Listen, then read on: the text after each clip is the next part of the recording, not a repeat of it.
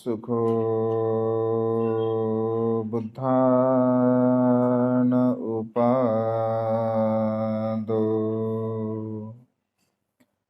सुखा सद्धम्म देशना सुखा संघ सामग्री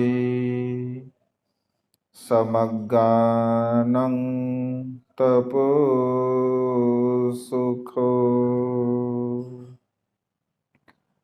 विश्ववंदनीय विश्वशांतीदूत प्रज्ञाशील समाधीचे उद्गाता महान करुणावान करुणेचा सागर तथागत सम्यक संबुद्ध तथागतांचा पावन पवित्र सद्धम्म, त्या सद्धम्माचा सातत्याने प्रचार आणि प्रसार करणारा सदापूजनीय भिक्खू संघ, बुद्ध धम्म आणि संघ या महान तीन रत्नाची आम्हा सर्वांना माहिती करून देणारे, आम्हा सर्वांचा आधारस्तंभ भारतीय घटनेचे शिल्पकार बोधिसत्व गुणपेतांग डॉक्टर बाबासाहेब आंबेडकर यांच्या धम्मक्रांतीमध्ये शेवटच्या श्वासापर्यंत समर्पित राहतो। आज या मंगलमय प्रसंगी या वर्षावसाच्या पवित्र कालखंडामध्ये उपस्थित सर्व श्रद्धासंपन्न विश्वशांती बुद्धविहार पवननगर येथील उपस्थित सर्व श्रद्धासंपन्न उपासक उपासिका, त्याचप्रमाणे प्युरिटी ऑफ माइंड या यूट्यूब चॅनलच्या द्वारा सातत्याने धम्मदेशना श्रवण करणारे सर्व श्रद्धासंपन्न उपासक उपासिका, आपणा सर्वांच्या प्रती अनंत अनंत मंगलकामना मंगलमैत्री भावना व्यक्त करतो व तुम्हा सर्वांच्या हितासाठी सुखासाठी आणि कल्याणासाठी तथागतांच्या श्रेष्ठ धम्मदेशनेला प्रारंभ करतो। या वर्षावसाच्या पवित्र अशा कालखंडामध्ये सातत्याने भगवंताच्या वेगवेगळ्या विषयावरती आपण धम्मदेशना श्रवण करत आहात। भगवंताची देशना श्रवण करणे आपल्या हिताचं सुखाचं आणि कल्याणाचं आहे, कारण हा वर्षावसाचा जो पवित्र असा कालखंड आहे, या पवित्र कालखंडामध्ये जेवढे अधिक कुशल कर्म पुण्यकर्म आपल्याकडून होतील, तसं तर पुण्यकर्म हे सातत्याने आपण केले पाहिजे, कारण थोकं थोकं पुण्य करोती असं भगवंतांनी म्हटलेलं आहे। थोडे थोडे कुशल कर्म थोडे थोडे पुण्यकर्म आपण सातत्याने आपल्या जीवनामध्ये केले पाहिजे।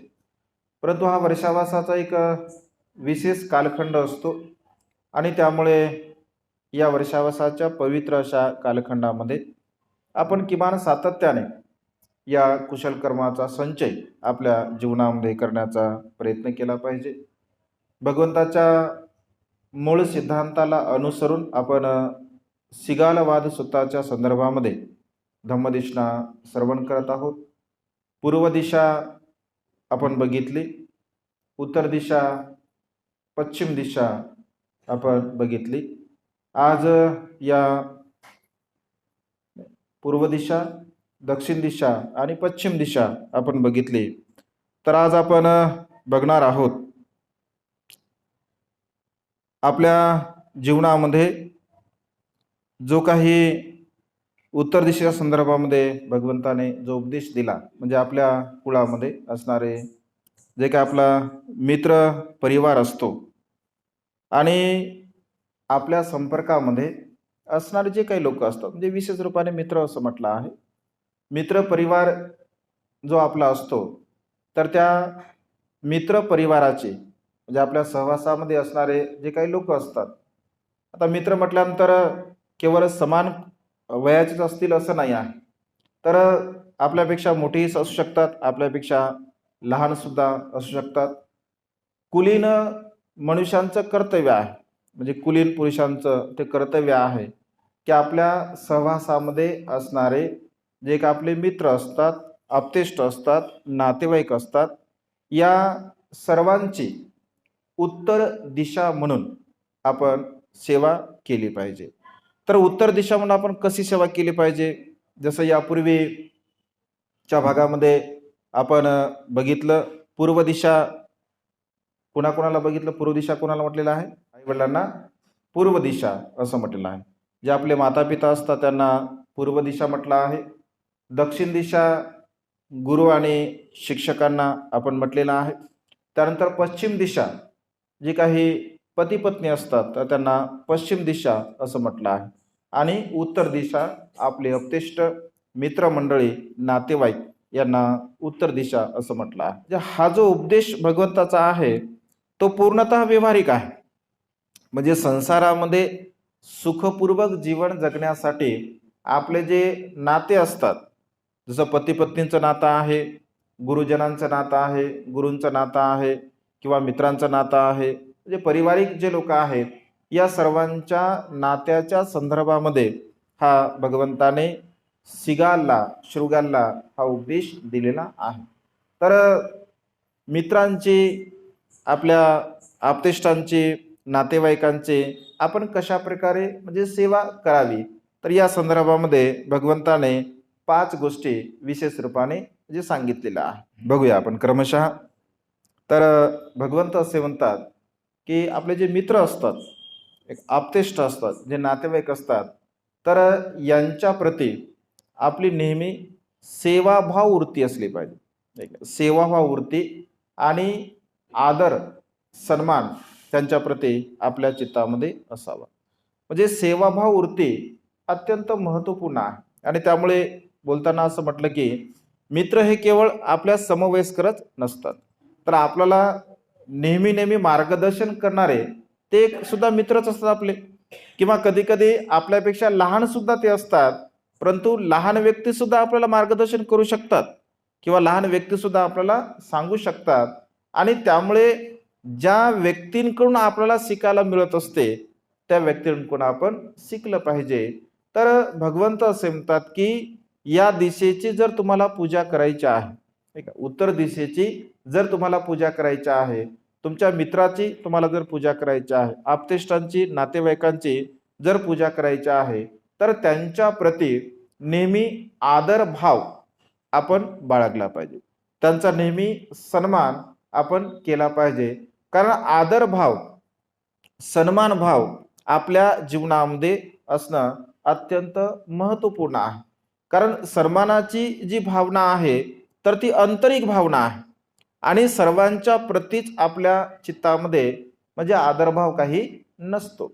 आणि त्यामुळे भगवंत असे म्हणतात की आपण ज्यांना खरे मित्र मानतो, कारण खरे मित्र आणि खोटे मित्र हे सुद्धा आपल्याला ओळखता आलं पाहिजे. खरे मित्र आणि खोटे मित्र ज्याला ओळखता येतात तर तो मनुष्य खरं तर सुखी राहतो. कारण या संसारामध्ये नेमकं खरं कोण आणि खोटं कोण हे ओळखणं अत्यंत सध्याच्या घडीला तरी फार कठीण आहे. आणि त्यामुळे खरे मित्र आपले कोणते आहेत तर त्या खऱ्या मित्रांची ओळख सुद्धा आपल्याला करता आली पाहिजे. आणि जे आपल्या जीवनामध्ये सातत्याने आपल्या जे काही सुखदुःख असतील, आपल्या अडीअडचणी असतील, आपले जे काही कर्तव्य असतील, या सर्व प्रकारच्या कर्तव्यामध्ये जर ते आपल्याला सहाय्य करत असतील, मदत करत असतील, तर त्यांना आपण खरे मित्र म्हणू शकतो. किंवा संकटकाळी जे आपल्याला कामी येतात त्यांनाही आपण खरे मित्र म्हणू शकतो. आणि त्यामुळे सातत्याने आपण त्यांचा सन्मान केला पाहिजे, आदर केला पाहिजे, त्यांची काळजी करण्याचा आपण प्रयत्न केला पाहिजे. कारण जीवनामध्ये कल्याण मित्र असणं अत्यंत गरजेचं आहे. ज्यांच्या जीवनामध्ये कल्याण मित्र नसतो तर तो मनुष्य दुःखामध्ये फार खचून जात असतो. दुःखामध्ये त्याला जे काही सहारा ज्याला आपण म्हणत असतो तर तो सहारा काही त्या मनुष्याला प्राप्त होत नाही. आणि त्यामुळे कल्याण मित्र, किमान एक तरी कल्याण मित्र आपण आपल्या जीवनामध्ये निर्माण केला पाहिजे, की ज्या कल्याण मित्रांच्या सोबत आपण सर्व प्रकारच्या गोष्टी म्हणजे शेअर करू शकतो. सुखाच्या गोष्टी, दुःखाच्या गोष्टी आपण त्यांना शेअर करू शकतो, सांगू शकतो. कारण मन मोकळं करणे किंवा मनामध्ये असणारं जे काही दुःख आहे, मनामध्ये असणाऱ्या दुःखाला कुठेतरी वाट मोकळी करून देणारा व्यक्ती आपल्या जीवनामध्ये असणं अत्यंत महत्त्वपूर्ण आहे. मग तो धर्मगुरूच्या रूपाने आपला कल्याण मित्र असू द्या किंवा व्यवहारिक दृष्टिकोनातून जसं आपली पत्नी आहे, पत्नी सुद्धा एक प्रकारचे कल्याण मित्रच असते आपले. पत्नी सुद्धा कल्याण मित्र असू द्या, आपले वडील असू द्या, आपले माता पिता असू द्या किंवा आपले खरे मित्र असू द्या, तर आपल्या जीवनामध्ये हा कल्याण मित्र असणं अत्यंत गरजेचं आहे. कारण कल्याण मित्र तोच असतो की जो सुख दुःखामध्ये आपल्याला सहभागी पडत असतो, सुख दुःखामध्ये आपल्याला साथ देत असतो. आणि भगवंत असे म्हणतात, महामंगल सूत्रामध्ये भगवंताने उपदेश दिला, असे वनाचं बालानं, म्हणजे संगती करत असताना सुद्धा एका कल्याण मित्राची संगती आपल्या जीवनामध्ये असावी. जर कल्याण मित्र जर आपल्याला समजा मिळत नसेल तर भगवंत असे म्हणतात एकट्याने जीवन जगावं. कारण सुखाच्या मार्गावरती, जे सुखाचा जो मार्ग आहे, या सुखाच्या मार्गावरती सोबती असलाच पाहिजे असं नाही आहे. सुखाच्या मार्गावरती चालणारा मनुष्य हा एकटाच असतो. जरी समजून घ्या आपल्याला मार्गदर्शन मिळत असेल, वेळोवेळी आपल्याला सांगितलं जात असेल, तर तो भाग अत्यंत चांगला आहे, योग्य प्रकारचा आहे. परंतु प्रत्यक्ष रूपाने त्या मार्गावरती जर चालायचं असेल तर ते मात्र आपल्यालाच चालावं लागतं. आणि त्यामुळे दुःखमुक्तीच्या मार्गाकडे जाण्यासाठी कल्याण मित्राच्या मार्गदर्शनाची तुम्हाला अत्यंत आवश्यकता आहे. परंतु त्या मार्गावरती तुम्हाला प्रत्यक्ष रूपाने चालावं लागतं आणि तुम्ही चालू शकता. अन्य कोणीही त्या मार्गावरती तुम्हाला चालवण्यासाठी म्हणजे बळजबरी करू शकत नाही. तुमच्या मनाची मानसिकता तशा प्रकारची असली पाहिजे. आणि त्यामुळे भगवंत असे म्हणतात की तुमचा सहवास कोणासोबत आहे अत्यंत महत्वपूर्ण आहे. तुमचा जो कल्याण मित्र आहे तो कसा आहे हे असणं अत्यंत महत्वपूर्ण आहे.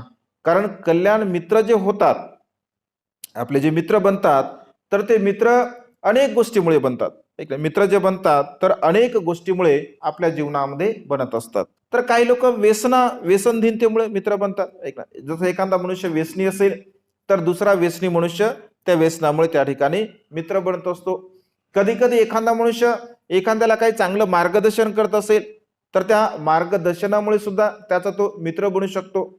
एखादा मनुष्य कधी त्याला मदत करत असेल संकट काळामध्ये, तर त्या संकट काळामध्ये सुद्धा त्याचा तो मित्र बनू शकतो. म्हणजे वेगवेगळ्या कारणाने मनुष्य मित्र बनत असतो. ही झाली बाह्य कारण. परंतु कर्म रूपाने सुद्धा आपल्याला मित्र येत असतात. आपल्या जीवनामध्ये जे आपले मित्र येतात तर ते कर्म रूपाने सुद्धा म्हणजे येत असतात. म्हणजे आपले जसे कर्म असतात, ज्याला आपण तरंग म्हणतो, आपल्या भाषेमध्ये तरंग, म्हणजे त्याचे जसे आपले जसे तरंग असतात, तर त्याच तरंगाची लोक आपल्या सहवासामध्ये येत असतात. विरोधाभास कधीच येत नाही, बिलकुल नाही आहे. म्हणजे एकही पर्सेंटेज जर आपला आणि त्यांचा विरोधाभास असेल तर ते खरे मित्र आपले कधीही बनू शकत नाही.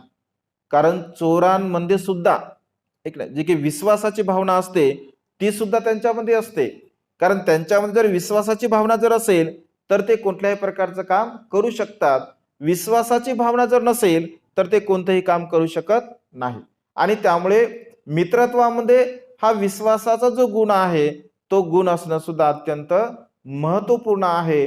आणि त्यामुळे भगवंत असे म्हणतात की कर्म रूपाने सुद्धा मनुष्य एकमेकांच्या सहवासामध्ये येत असतो, एकमेकांचे मित्र बनत असतो. जसं एका उपदेशामध्ये भगवंत एका डोंगरावरती भगवंत वास्तव्य करत असतात. आणि डोंगरावरती वास्तव्य करत असताना थोडं धुकं असतं आणि धुकामुळे थोडे थोडे भिक्षूंचे म्हणजे वेगवेगळ्या प्रकारचे असे काय त्याला आपण ग्रुप असं म्हणूया, किंवा काही काही वेगवेगळ्या ठिकाणी भिक्षू त्या ठिकाणी वास्तव्य करत असतात. तर भगवंत आनंदाला उद्देशून म्हणतात की आनंद बघ, तिकडे जे सारीपुत्र तुला दिसत आहेत ना. तर तो म्हणतो की भगवान हो. तर भगवंत असे म्हणतात की आनंद, सारीपुत्र सोबत राहणारे जेवढे काही भिक्षू आहेत, म्हणजे सारीपुत्र महाप्रज्ञावान आहेत, ज्ञानी आहेत, शीलवान आहेत, गुणवान आहेत. आनंद, सारीपुत्रांच्या सोबत राहणारे जे सर्वच्या सर्व भिक्षू आहे ते सर्व प्रज्ञेमध्ये आग्रह आहे. सारीपुत्रांनी त्यांना असं म्हटलं नाही की तुम्ही माझ्यासोबत या, आणि त्या भिक्षूंनी सुद्धा सारीपुत्रांना असं म्हटलं नाही की सारीपुत्र म्हणते तुम्ही आमच्या सोबत राहा. या दोघांचे जे कम्म धातू आहेत, तर ते कम्म धातू या दोघांचे एकमेकांचे एकत्र आलेले आहेत, म्हणजे एकमेकांचा जो गुण आहे, जो स्वभाव आहे, तो एकमेकांचा स्वभाव एकमेकांना पटलेला आहे आणि त्यामुळे हे सर्वच्या सर्व एकत्र त्या ठिकाणी वास्तव्य करत आहेत. दुसऱ्या बाजूने महामोगल्यान भंते जे असतात, आनंदाला भगवंत म्हणजे आनंद बघ तिकडे महामोगल्यान आहेत. महामोगल्यान हे महारिद्धिवान आहेत, रिद्धी सिद्धीमध्ये ते अग्र आहे. त्यांच्या सोबत राहणारे भिक्षू सुद्धा महारुद्धिवान आहेत आणि ते सुद्धा समान कर्मधातूने एकत्र आलेले आहेत. अनिरुद्ध भंते सुद्धा असतात. अनिरुद्ध भंते जी म्हणजे दिव्य चक्षुमध्ये अग्र असतात आणि बाकीचे त्यांच्यासोबत राहणारे भिक्षू जे असतात ते सुद्धा दिव्य चक्षुमध्ये अग्र असतात. दिव्य चक्षुमध्ये प्रावीण्य प्राप्त झालं असतं ते सुद्धा त्यांच्यासोबत असतात. महाकात्यायन भंते जे असतात, महाकात्यायन भंते सोबत सुद्धा जे भिक्षू असतात तर त्यांच्या गुणाला अनुसरून असतात. महाकाश्यप भंते सोबत असतात, ते अल्प इच्छाधारी महाकाश्यप भंते जे असतात, मग त्यांच्यासोबत राहणारे भिक्षू सुद्धा अल्प इच्छाधारी असतात. उपाली भंते सोबत काही भिक्षू राहतात तर उपाली विनयामध्ये अग्र असतात. मग काही भिक्षू ते विनय ज्यांना आवडतो तर ते भिक्षू सर्वच्या सर्व त्या ठिकाणी उपाली भंते सोबत राहत असतात. काही भिक्षू देवदत्तांसोबत सुद्धा राहत असतात. तर भगवंत असे म्हणतात की आनंद देवदत्त सुद्धा सोबत राहणारे भिक्षू, जसा देवदत्त पापी आहे, दुराचारी आहे, अकुशल कर्म करणारा आहे, अगदी तसेच त्यांच्यासोबत राहणारे भिक्षू सुद्धा आहेत.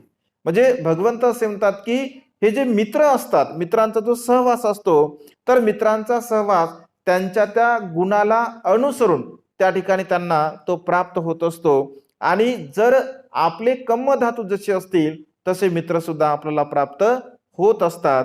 आणि त्यामुळे मित्राची जर आपल्याला सेवा करायची आहे, कारण मित्राची सेवा करणं सुद्धा अत्यंत महत्वपूर्ण आहे, तर त्यांचा योग्य वेळी आपण सन्मान केला पाहिजे, योग्य वेळी त्यांना आदर दिला पाहिजे, सत्कार केला पाहिजे. कारण आपण जर त्यांचा सत्कार करत असेल, आपण जर त्यांचा आदर करत असेल, सन्मान करत असेल, तर आपला सुद्धा ते सन्मान करू शकतात. आपण जर त्याचा अपमान करत असेल तर ते आपला सन्मान करतील का?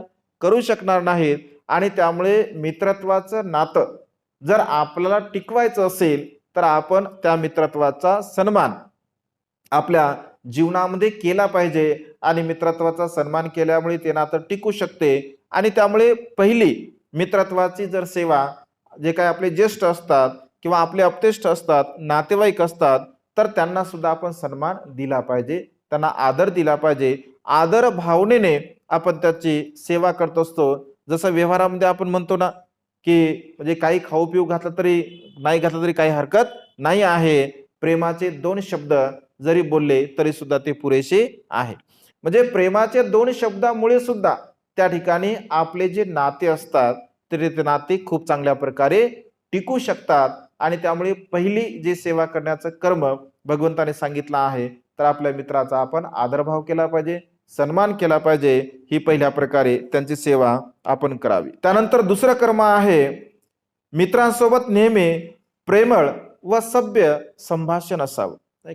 मित्रासोबत जे आपण संभाषण करत असतो, जे बोलत असतो, ते अत्यंत प्रेमळ असावं, सभ्यतेच असावं आणि चांगल्या प्रकारचं असावं. कारण संभाषण जर चांगलं असेल, संभाषण बोलणं जर आपलं चांगलं असेल तर त्या ठिकाणी मित्रत्वाचं जे नातं आहे तर ते अनेक वर्षापर्यंत टिकू शकते. कारण आपण जर प्रेमाने बोलत नसेल, आपल्या बोलण्यामध्ये जर माधुर्य नसेल, आपुलकी नसेल, तर ते नातं टिकू शकत नाही. केवळ मित्रत्वाचं नातं नाही आहे, म्हणजे कोणतंच नातं टिकू शकत नाही. आपली जर वाणी मधाळ नसेल, आपली वाणी जर रसाळ नसेल, चांगल्या प्रकारची नसेल, कारण भगवंत असे म्हणतात की वाणी मधाळ असणं, वाणी रसाळ असणं, वाणी गोड असणं अत्यंत महत्वपूर्ण आहे. आणि मनुष्याची वाणी जर चांगली असेल, कधी कधी आपण बोलतो बघा व्यवहारामध्ये की हा जरा जास्तच बोलका आहे, हा जरा जास्तच बोलका आहे, त्याच्यामुळे याच्यासोबत नेहमी 4-5 लोक राहतात किंवा याच्यासोबत अनेक याचे मित्र बनलेले असतात.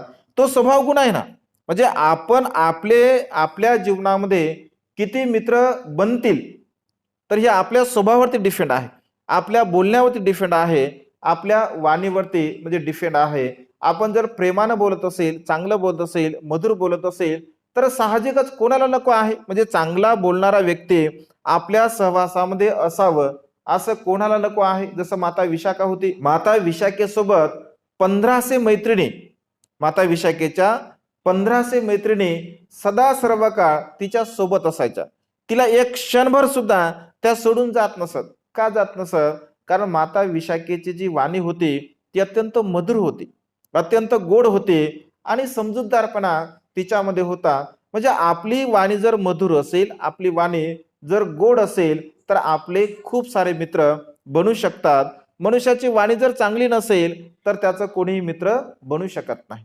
त्याच्या जीवनामध्ये कोणी कल्याण मित्र सुद्धा राहू शकत नाही. आणि अनेक लोक म्हणजे स्वभाव जर चांगला नसेल, आपली वाणी जर चांगली नसेल आणि त्याच्या सोबत जर एखादा व्यक्ती आपण जर बघितला असेल, एखादा व्यक्ती जर आपण बघतो कधी कधी असा कठोर वाणीचा व्यक्ती असेल आणि तो जर समजा आपला चांगला परिचित असेल, तर तो गेल्यानंतर आपण त्याला सहज म्हणतो, अरे याच्यासोबत तू कसं काय, हा तर एकदम फटकाळ मनुष्य आहे, हा तर बिलकुल चांगलं बोलत नाही आहे, याची वाणी काही चांगली नाही आहे.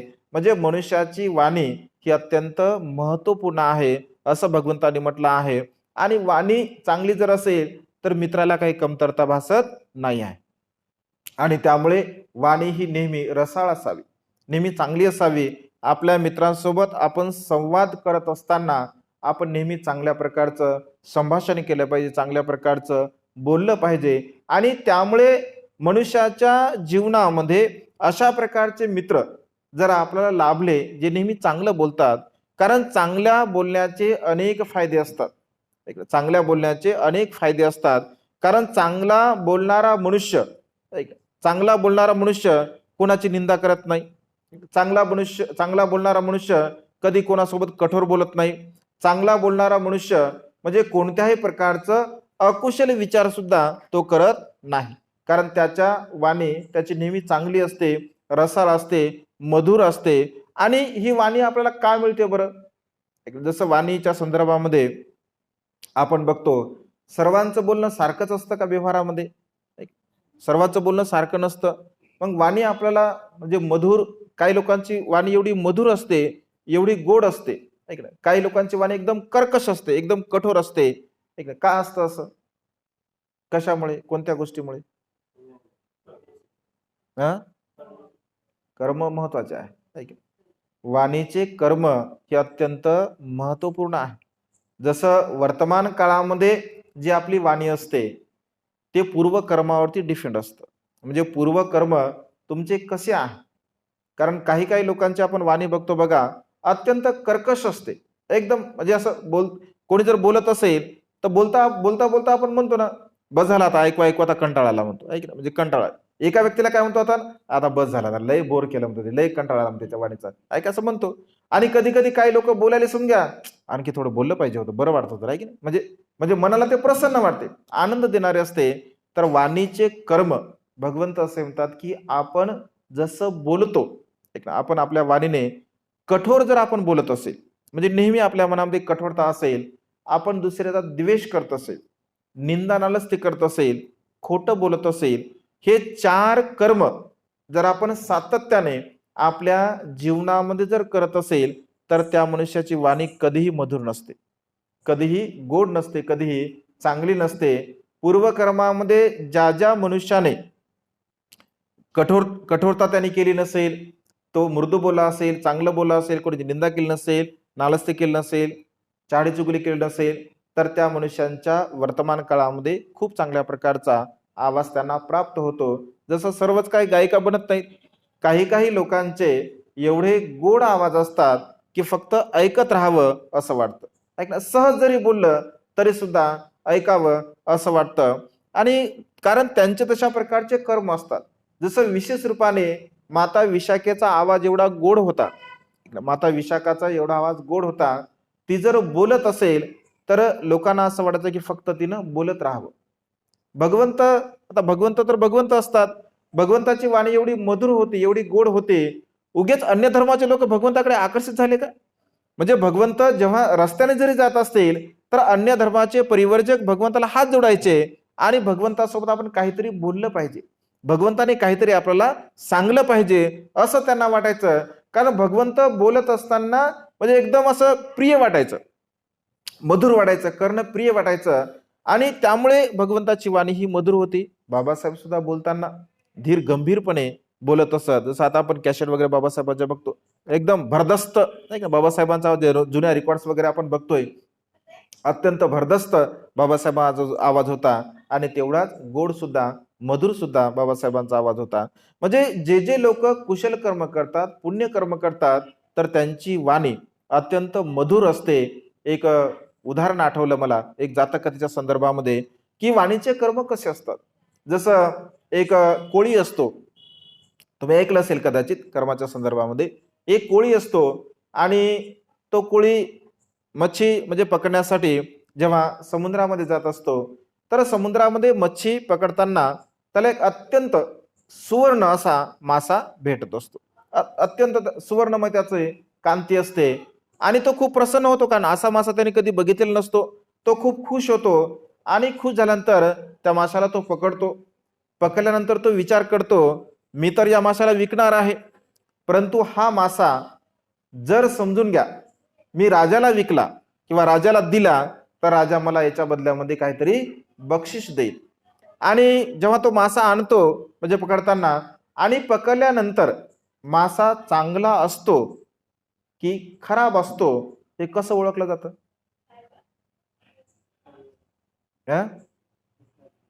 तुम्ही मासे खाता ना, कसे ओळखता मासा चांगला आहे की? मासा चांगला आहे किंवा तो खराब आहे किंवा चांगल्या क्वालिटीचा आहे, त्याचे जे कल्ले असतात त्या कल्ल्यावरून त्याचे परीक्षण केलं जातं, आहे की नाही, की मासा चांगला आहे किंवा नाही आहे. तर मग ते मासा घेतो आणि मासा घेतल्याबरोबर तो पाहतो, कल्ले त्याचे उघडतो, तर कल्ले उघडल्याबरोबर त्याचं मुख सुद्धा उघडते, आहे की नाही. कल्ला जर समजा उघडला तर त्याचं तोंड सुद्धा या ठिकाणी उघडत असते. ते कल्ला उघडल्याबरोबर त्याचं मुख सुद्धा उघडते. मुख उघडल्याबरोबर तो हातातून मासा खाली फेकून देतो, कारण त्याच्या मुखातून अशी भयंकर अशी दुर्गंध येत असते. एका क्षणामध्ये तो मासा खाली टाकून देतो. असं म्हटलं आहे, एवढा दुर्गंध पसरतो की त्या संपूर्ण परिसरामध्ये तो दुर्गंध पसरतो. आणि कशाचा दुर्गंध आहे हे बघण्यासाठी अनेक लोक त्याच्या जवळ येत असतात. आणि जेव्हा मासा बघतात तर म्हणतात की अरे किती सुंदर आहे, किती चांगला आहे, खूप चांगल्या प्रकारचा मासा आहे. आणि हळूहळू हळूहळू करता करता ही गोष्ट राजापर्यंत जाते. मग राजा त्याला बोलवतो. तो मासा जेव्हा राजा बघतो दुरून, तर राजाला सुद्धा अत्यंत चांगल्या प्रकारचा असतो की असा मासा बघितलाच नाही, एवढा प्रिय तो मासा आहे. त्या माशाला पकडतो आणि पकडल्याबरोबर तो मासा मुख खोलतो. मुख खोलल्याबरोबर राजा हातून त्याला फेकून देतो, कारण एवढा भयंकर असा दुर्गंध त्या माशाचा येत असतो. असा दुर्गंध संपूर्ण राजमहालामध्ये पसरतो आणि राजा म्हणतो की ताबडतोब तू याला घेऊन जा, आणि त्याला घेऊन गेलं जातं. दुसऱ्या दिवशी जेव्हा राजा भगवंताकडे जातो आणि भगवंताला सांगतो की भगवान अशा अशा प्रकारची घटना घडलेली आहे. भगवान काय कारण आहे? ज्यांची कांती अत्यंत सुंदर आहे, अत्यंत मनमोहक आहे, चकाकणारी आहे, परंतु भगवान त्या माशाने मुख खोलल्याबरोबर त्या मुखातून एवढी भयंकर अशी दुर्गंध येत आहे की त्याला स्पर्श सुद्धा आपण करू शकत नाही. काय कारण आहे? तेव्हा भगवंत पूर्वकर्म सांगतात आणि पूर्वकर्माच्या संदर्भामध्ये भगवंत असे म्हणतात की याने मनुष्यभूमीमध्ये असताना याचे कायेचे कर्म म्हणजे एवढे चांगले होते की हा कायेने याने कधी प्राण्यांची हिंसा केली नाही, कायेने कधी चोरी केली नाही, कायेने कधी व्यभिचार केला नाही. हे कायेचे तीनही कुशल कर्म याचे खूप चांगल्या प्रकारचे होते. त्यामुळे याला अशा प्रकारची सुवर्ण कांती म्हणजे प्राप्त झाली. परंतु याचे वाणीचे कर्म एवढे वाईट होते, हा कधीही कोणाला प्रेमाने बोलला नाही, हा कधी म्हणजे चांगल्या प्रकारचं बोलला नाही. हा नेहमी कठोर बोलायचा, निंदानानस्ती करायचा, चहाडी चुगली करायचा, व्यर्थ बडबड करायचा. म्हणजे अशा प्रकारचे दीर्घ काळापर्यंत याने वाणीचे अकुशल कर्म, पाप कर्म केल्यामुळे याची वाणी अशा प्रकारची उत्पन्न झालेली आहे. म्हणजे मनुष्याच्या जीवनामध्ये वाणी अत्यंत महत्वपूर्ण आहे. आपल्याला जे काही प्राप्त झालेलं असतं, जसं कांती आहे, काही काही लोक अत्यंत सुंदर असतात, काही काही लोक अत्यंत क्रूप असतात, काही काही लोकांचा आवाज खूप चांगला असतो, काही काही लोक अत्यंत प्रज्ञावान असतात, हे सर्व काही आपल्या कर्मरूपाने आपल्याला प्राप्त झालेलं असतं. जर कायेचे कर्म काया जर चांगली असेल तर कायेचे कर्म चांगले आहेत असं गृहीत धरावं, आणि वर्तमान काळामध्ये जरी आपली काया चांगली नसेल तर वर्तमान काळात जर आपण कायेचे चांगले कर्म केले तर होऊ शकते यदा कदाचित भविष्यामध्ये आपल्याला जर मनुष्यभूमीमध्ये जन्म लाभला तर आपली काया चांगली होऊ शकते. आपली वाणी जर चांगली असेल तर होऊ शकते यदा कदाचित भविष्य काळामध्ये आपला जर मनुष्यभूमीमध्ये जन्म झाला कुशल कर्मामुळे तर आपली वाणी चांगली होऊ शकते. होऊ शकते आपण जर चांगल्या प्रकारे राग नाही केला, द्वेष नाही केला, लोभ नाही केला, मोह नाही, मीपणा, अहमपणा, गर्व नाही, तर आपली प्रज्ञा सुद्धा अत्यंत प्रखर बनू शकते. म्हणजे प्रज्ञा चांगल्या प्रकारची उत्पन्न होणे अर्थात आपल्या मनाचे मानसिक कर्म चांगले असणं अत्यंत आवश्यक आहे. मानसिक कर्म जर आपले चांगले असतील तर आपली प्रज्ञा चांगल्या प्रकारची असते. कारण भगवंत असे म्हणतात की केवळ मांस वाढून उपयोग नाही. बैलासारखं मनुष्याने केवळ मांस वाढून उपयोग नाही, तर थोडीफार आपली प्रज्ञा सुद्धा आपण वाढवण्याचा प्रयत्न केला पाहिजे. अनेक लोक आपण पाहतो तर प्रज्ञा फार कमी मनुष्य, प्रज्ञावान फार कमी मनुष्य आहे, बुद्धिवान मनुष्य फार कमी आहे. कारण जे वाणीचे कर्म म्हणजे जे काही मनाचे कर्म असतात तर ते मनाचे कर्म मनुष्य करत असल्यामुळे त्यांना प्रज्ञा प्राप्त होत नाही. सर्वच्या सर्व भिक्षू काय सारीपुत्त होते का? नाही. कारण सारीपुत्त भिक्षू असे होते, भगवंत त्यांच्या प्रज्ञेबद्दल म्हणजे सांगताना असं सांगतात की भिक्षूंनो, माझ्या उपदेशाला कंटिन्यू करण्याची क्षमता जर कोणामध्ये असेल तर ते सारीपुत्तामध्ये आहे. म्हणजे भगवंतांनी जर प्रवचन अर्ध्यामधून जर सोडलं, अर्धा विषय बोलले आणि त्याच्यानंतर त्या विषयाला जर कंटिन्यू करायचं असेल तर ते फक्त सारीपुत्त करत होते, अन्य कोणीही भिक्षू करत नव्हते. आणि साहित्यामध्ये आपण अनेक वेळा असं बघतो की भगवंत असे म्हणतात की भिक्षूंनो, माझ्या पाठीमध्ये आता थोडस वेदना होत आहेत, सारीपुत्त भिक्षू प्रसन्न आहेत, परिषद प्रसन्न आहे, तुम्ही उपदेशाला कंटिन्यू करावे. अन्य कोणीही भिक्षूला भगवंतांनी नाही म्हटलं, फक्त सारीपुत्तच असे होते कारण ते प्रज्ञावान होते. भगवंत असे म्हणतात की भिक्षूंनो, सारीपुत्त एवढा प्रज्ञावान आहे, या जमिनीवरती आतापर्यंत किती पाऊस पडला त्या पावसाला थेंबामध्ये मोजू शकतात, एवढी प्रज्ञा सारीपुत्तांची आहे. सांगा किती प्रज्ञावान असतील. आणि त्यामुळे भगवंत असे म्हणतात की प्रज्ञेमध्ये अग्र हा माझा पुत्र आहे. म्हणजे मनुष्याची जी प्रज्ञा आहे आपल्या कुशल कर्मामुळे, आपल्या पुण्य कर्मामुळे मनुष्याला ती प्रज्ञा प्राप्त होत असते. आणि हे वाणीचे कर्म अत्यंत महत्वपूर्ण आहे. आपल्या मित्रांसोबत व्यवहार करत असताना भगवंत असे म्हणतात की नेहमी आपण मृदू बोललं पाहिजे, नेहमी कोमल बोललं पाहिजे, नेहमी चांगलं बोललं पाहिजे. मग मित्रत्वाची जर तुम्हाला सेवा करायची असेल तर त्याच्यासोबत आपण नेहमी चांगल्या प्रकारचा व्यवहार केला पाहिजे, चांगल्या प्रकारची वाणी आपण बोललं पाहिजे. या दुसऱ्या अंगाने आपण आपल्या मित्रांची चांगल्या प्रकारे सेवा करू शकतो. त्यानंतर तिसरं कर्म आहे मित्राचे आपण हितरक्षण. मित्राचं आपण हितरक्षण केलं पाहिजे आणि मदतगार आपण असलं पाहिजे. म्हणजे आपला जो मित्र आहे त्याचं रक्षण सुद्धा आपण केलं पाहिजे आणि त्याला वेळोवेळी आपण मदत सुद्धा म्हणजे केली पाहिजे. मग कोणत्याही प्रकारची मदत असू शकते, बाह्य स्वरूपामध्ये सुद्धा आपण त्यांना मदत करू शकतो. कारण संकट काळामध्ये जो मनुष्य मदत करत असतो, संकट काळामध्ये जो त्याला सहाय्य करत असतो, तर तो खऱ्या अर्थाने मित्र आहे असं म्हटलं आहे. आणि त्यामुळे जेव्हा जेव्हा आपल्या मित्रांच्या, आणि खरं तर जे खरा मित्र कोण, म्हणजे आपला खरा मित्र कोण हे फक्त संकट काळामध्येच आपल्याला समजतं. जसं एखादी अडचण जर आपल्याला आली असेल, उदाहरण म्हणून समजून घ्या, आपण आर्थिक अडचण घेऊया. जर आर्थिक अडचण जर आपल्याला आली समजून घ्या, आणि आपण जर समजून घ्या लोकांना, म्हणजे आपले जे काही मित्र ज्याला आपण म्हणतो, किंवा जे लोक अनेक वेळा आपल्याला असं म्हणतात की तू फक्त मला बोल, तू फक्त सांग मला, मी अर्ध्या रात्री तुझ्या पाठीशी उभा आहे, अशा लोकांची परीक्षा जर घ्यायची असेल तर संकट काळामध्ये अशा लोकांना आपण मदत मागितली पाहिजे. मग अशा लोकांना संकट काळात जर आपण मदत मागितली, त्या संकट काळामध्ये जर समजून घ्या त्याच्याकडे असून सुद्धा जर तो आपल्याला देत नसेल तर समजावा आपला तो काही खरा मित्र नाही आहे, तो फक्त केवळ तोंडापुरता म्हणजे बोलणारा तो मित्र आहे. कारण अनेक लोक असे व्यवहारामध्ये आपल्याला पाहायला मिळतात.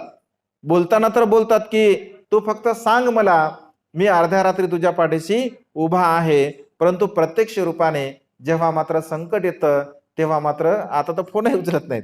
आता तर लय भारी झाला कार्यक्रम खोटं बोलण्याचा. म्हणजे जर समजून घ्या अंदाज जर समजा आला आपल्याला की आता काहीतरी आपल्याला मागणार आहे, का एका सेकंदामध्ये फोन स्विच ऑफ होतो, नाही तर आउट ऑफ कव्हरेज होतो, नाही तर मग लगेच मी कुठेतरी बाहेर आहो. ऐक ना, म्हणजे आता खोटं बोलण्यासाठी एवढी सोपी आयडिया झाली. ऐक ना, फोनवरती माणसं भयान खोटं बोलतात. ऐक ना, त्यामुळे कुठं काय आहे तेही समजत नाही. ऐक ना, हे मनुष्याचा स्वभाव आहे, म्हणजे खरं आणि खोटं. परंतु ज्यांना आपण खरं मित्रत्व म्हणत असतो, भगवंत असे म्हणतात की कठीण समय येता जो मनुष्य कठीण जेव्हा वेळ आपल्या जीवनामध्ये येते तेव्हा जो आपली मदत करतो तोच खरा आपला मित्र असतो. मग केवळ पैशाच्या रूपाने म्हणा किंवा बाह्य वस्तूच्या रूपाने म्हणा त्याने मदत केलीच पाहिजे असं नाही आहे. तर कधी कधी मनुष्याच्या जीवनामध्ये जे मानसिकता जर आपली बिघडलेली असेल, आपण बेचैन असेल, दुःखी असेल, कष्टी असेल, आपण डिप्रेशन मध्ये असेल, तर अशा काळामध्ये आपले खरे मित्र, आपले खरे मार्गदर्शक आपल्याला म्हणजे सहाय्यक ठरत असतात. आणि अशा प्रकारच्या मित्रांची गरज आपल्या जीवनामध्ये अत्यंत महत्वपूर्ण आहे. कोरोनाच्या काळामध्ये एक असं उदाहरण आहे. म्हणजे कोरोनाच्या काळामध्ये बहुतांश लोक एकटे राहायचे, एकांतामध्ये म्हणजे राहत असत. तर दोन मित्र होते आणि काहीतरी घटना जीवनामध्ये म्हणजे घडत असतात आणि त्या घटना घडत असल्यामुळे कधी कधी मनुष्य सांगत नाही आणि त्यामुळेच मनुष्याने आपल्या मनामध्ये असणाऱ्या गोष्टी आपण शेअर केल्या पाहिजे आणि शेअर करणारा व्यक्ती सुद्धा असला पाहिजे तसा. नाही तर कधी कधी होतं असं की आपण सांगतो एक आणि तो भला वाऱ्यासारखं उफडत जातो. त्याचं काम उफणच असते. मग म्हणजे याच्याकडे उफणल त्याच्याकडे उफणल म्हणजे सांगतच सुटल. अशा कधी कधी आपण म्हणतो ना की जखमेवरती मीठ चोळणारे सुद्धा मित्र असतात. मी ते एक हसण्यावर लिहिलं होतं, थॉट्स लिहित असतो मी. हास्य म्हणजे हसणं कसं असतं, हसणे हे केवळ सुखामध्येच असतं असं नाही. हसणं हे केवळ सुखामध्ये हसणं असते असं नाही. हास्यामागे कधी कधी आनंद असतो, हास्यामागे कधी कधी दुःख असतं, हास्यामागे कधी कधी प्रेमभाव सुद्धा असतो, हास्यामागे कधी कधी द्वेष भावना सुद्धा असते आणि हास्यामागे कधी कधी सुडाची भावना सुद्धा असते. हसणं केवळ हसणं नसतं, हसण्यामागे अनेक प्रकारच्या भावना असतात. म्हणजे हसताना जरी मनुष्य दिसत असेल पण केवळ ते सुखाचं हसणं आहे असं नाही म्हणू शकत आपण. त्याच्यामध्ये कधी कधी सुडाची भावना सुद्धा असते, कधी कधी द्वेषाची भावना सुद्धा असते, कधी कधी मजाकीची भावना सुद्धा असते. म्हणजे हास्यामागे वेगवेगळ्या प्रकारच्या भावना सुद्धा असू शकतात. म्हणजे मनुष्याच्या जीवनामध्ये आपण जे काही दुसऱ्यांना सांगतोय तर ते पचवणारा व्यक्ती सुद्धा मनुष्याच्या जीवनामध्ये असणं अत्यंत गरजेचं आहे. आणि त्यामुळे मिलिंद प्रश्नामध्ये भगवंताने सांगितलं 8 प्रकारच्या लोकांना गुप्त गोष्टी कधीच सांगू नये. 8 प्रकारचे लोक असे आहे की त्यांना मनातल्या गोष्टी कधीच सांगू नये. त्यांना जर सांगल्या तर समजून घ्या गेल्या मग वाऱ्यावर. 8 प्रकारचे लोक असे सांगूया आपण एखाद्या विषयामध्ये. ते नेमकं कोणाला आपण सांगावं हे सुद्धा आपल्याला कळालं पाहिजे आणि तसा व्यक्ती सुद्धा असला पाहिजे. म्हणजे असे आपल्या जीवनामध्ये येणारे जे संकट असतात, दुःख असतात, त्या दुःखाला सावरणारा मित्र असणं अत्यंत गरजेचं आहे. हित संबंध जोपासणारा मित्र असणं अत्यंत गरजेचं आहे. तर कोरोनाच्या काळामध्ये म्हणजे असंच प्रसंग घडला त्यांच्या जीवनामध्ये. प्रसंग घडल्यानंतर म्हणजे कधी कधी सोबत राहणारा जो व्यक्ती आहे पाहून त्या माणसाची मानसिकता ओळखली पाहिजे. एक समोरच्या व्यक्तीची पाहून. तर दोघं मित्र सोबत झोपायचे आणि झोपल्यानंतर जो डिप्रेशन मध्ये आहे, जो दुःखामध्ये आहे, तर तो असा फॅनकडे बघायचा, फॅनकडे बघत होता आणि तो नेहमी बघायचा असा फॅनकडे. आणि बघितल्यानंतर मग हा जो सोबतचा जो मित्र म्हणजे त्याचा मित्र आहे, तशी तर म्हणजे फार वेगळी घटना आहे, मी जरा वेगळ्या अँगलने सांगत आहे. आणि मग तो तो विचार करायचा की हे फॅनकडे का पाहत आहे, बोलत काहीच नाही, बोलत मनामध्ये जी भावना आहे काही म्हणजे सांगायचं नाही, काही नाही, बोलायचं नाही. आणि शेवटी म्हणजे त्यांच्या लक्षामध्ये आलं की हा काहीतरी कार्यक्रम करायचा याचा अंदाज म्हणजे दिसत आहे. आणि आपण होऊन मग त्याने ते बोलले की नेमकं काय झालं, कसं झालं. तर शेवटी मग त्यांनी सर्व काही सांगितलं आणि सांगितल्यानंतर असं म्हटलं की मला असं वाटतं की काय फाशी घेऊ का की मी, म्हणजे माझ्या जीवनामध्ये एवढं दुःख आहे, एवढं संकट आहे की मला असं वाटायचं की बा या फॅनला मी कधी कधी लटकू का किंवा फाशी घेऊ का. पण मित्र चांगला आहे, मित्र सहवासामधला चांगला आहे, म्हणजे तो योग्य आहे, जाणणार आहे, समजणारा आहे आणि त्यामुळे त्याच्या भावना त्यांनी जाणल्या, ओळखल्या आणि त्यांना त्या डिप्रेशन मधून म्हणजे बाहेर काढलं. म्हणजे अशा प्रकारचे मित्र आपल्या मनाला ओळखणारे सुद्धा असावे, कारण मनाला ओळखणे अत्यंत महत्वपूर्ण आहे. हितसंबंध जोपासणारा मित्र आपल्या जीवनामध्ये असणं अत्यंत गरजेचं आहे. जेव्हा जेव्हा आपल्या जीवनामध्ये संकट येत असतं की तिथे आपण काही करू शकत नाही किंवा आपली विचारशक्ती पूर्णपणे निकामी झाली आहे, आता आपल्याला विचार करताच येत नाही आहे, अशा अवस्थेमध्ये चांगल्या प्रकारचे मित्र नेहमी आपल्याला सहाय्यक ठरणारे असतात. म्हणून असे मित्र करणं अत्यंत गरजेचं आहे की जे आपले हितसंबंध नेहमी जोपासतात, आपल्या संकटकाळी आपल्याला बाह्य दृष्टिकोनातून सुद्धा मदत करतात आणि आध्यात्मिक दृष्टिकोनातून सुद्धा ते आपल्याला मदत करतात. अशी मित्र आपल्या सोबत असणं अत्यंत गरजेचं आहे आणि अशा प्रकारे आपण आपल्या मित्रांची सेवा केली पाहिजे. चौथ्या प्रकारचा आहे, मित्रांसोबत आपण मनमोकळेपणाने, समतेने व पक्षपात न करता जगावे. जसं याच पूर्वी सांगितलं, मनमोकळेपणाने मित्रांसोबत आपण त्या ठिकाणी संवाद साधला पाहिजे, मनमोकळेपणाने आपण बोललो पाहिजे आणि समानता म्हणजे समानता सुद्धा आपण ठेवली पाहिजे आणि निपक्षपातीपणे म्हणजे पक्षपात न करणारा व्यक्ती आपल्या जीवनामध्ये असला पाहिजे. जर पक्षपात करणारा असेल म्हणजे याच्यासोबत व्यवहार करणे वेगळं, त्याच्यासोबत व्यवहार करणे वेगळं, असा जर पक्षपात आपल्या मनामध्ये असेल तर तोही मित्र मात्र काही कामाचा नसतो. आणि मित्रांसोबत आपलं हे नातं जोपासताना आपल्या मनामध्ये पूर्णतः निपक्षपातीपणा असला पाहिजे, समानतेने आपण त्यांना वागणूक दिली पाहिजे आणि अत्यंत प्रेम भावनेने त्यांच्यासोबत आपण मनमोकळेपणाने संवाद केला पाहिजे, व्यवहार केला पाहिजे. कारण मनमोकळेपणाने व्यवहार करणं अत्यंत गरजेचं आहे, त्यालाच खऱ्या अर्थाने मित्रत्व असं म्हटलं आहे. आणि पाचवं आणि शेवटचं असं आहे की मित्रांसोबत आपण नेहमी प्रामाणिकपणे जीवन जगण्याचा प्रयत्न केला पाहिजे. कधीही मित्रांसोबत आपण खोटा नाटा व्यवहार करू नये. जर खोटा नाटा जर आपण आपल्या मित्रांसोबत जर व्यवहार करत असेल तर तिथे जिथे प्रामाणिकपणा नाही आहे, म्हणजे ज्या नात्यामध्ये प्रामाणिकपणा नाही आहे, ज्या नात्यामध्ये विश्वास नाही आहे, तर ते नातं अधिक काळापर्यंत टिकू शकत नाही. भगवंत असे म्हणतात, ईसास परमा याते, विश्वासासारखं नातं या जगामध्ये दुसरं कुठलंच नाही आहे. पती पत्नीचं नातं असेल, बहीण भावाचं नातं असेल, मुला बाळांचं नातं असेल, शेजाऱ्या पाजाऱ्यांचं नातं असेल, मित्रत्वाचं नातं असेल, हे जे सर्व आपल्या परिवारामध्ये असणारे जेवढे काही नाते असतात ते सर्वच्या सर्व नाते फक्त विश्वासाच्या नात्यावरती टिकून असतात.